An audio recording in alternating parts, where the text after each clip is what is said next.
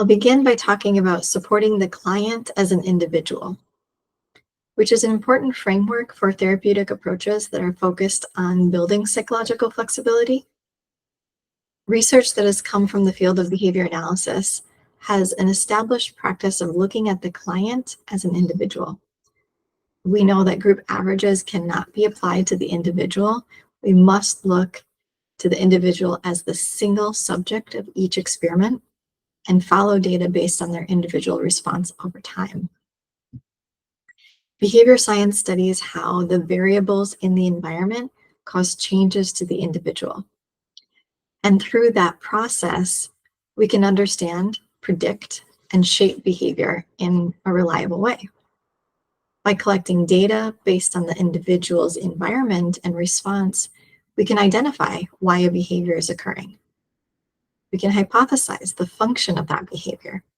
And sometimes we can effectively turn that behavior on and off by changing the environment. And that works because we study the person in their individual environment. By focusing on the use of functional analysis, we can identify the processes that maintain or change behavior, which will lead to more effective interventions. So a clinician may be able to successfully decrease a self-injurious behavior through the use of intermittent reinforcement of an alternative behavior. But when the clinician sees the next client who's displaying the same exact behavior, the same exact intervention may not be effective. Interventions are only effective when they match the function of the behavior, and the function is individual to that person. We can't assume function based on form. What it looks like on the outside only gives us information about what it looks like or sounds like. It doesn't give us information about the purpose it serves or why it's happening.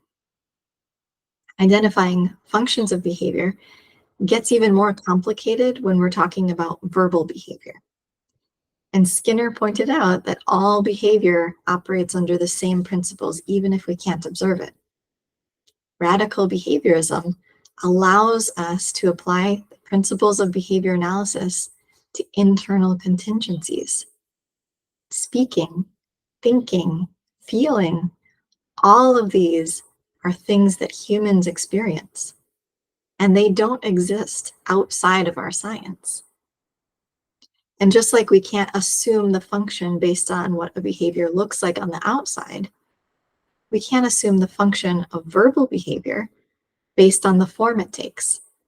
Sometimes people say things for reasons we don't initially understand. So what we should be curious about is the function of those words, the impact of those thoughts, the influence of those feelings. The form isn't going to give us enough. We need to look deeper into the process. A parent may verbally report that a certain behavioral strategy will just not work with their child. And initially, we might not know what the function of that verbal report is. Often we need to get more data on why the parent is saying that.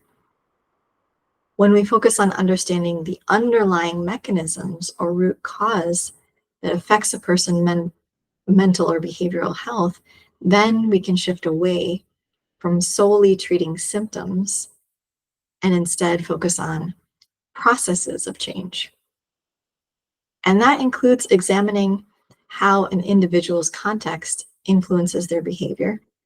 And their context includes social influences and biological influences. How you feel in your body is going to affect your behavior. And how you feel in relation to the group, your social circle, is also relevant.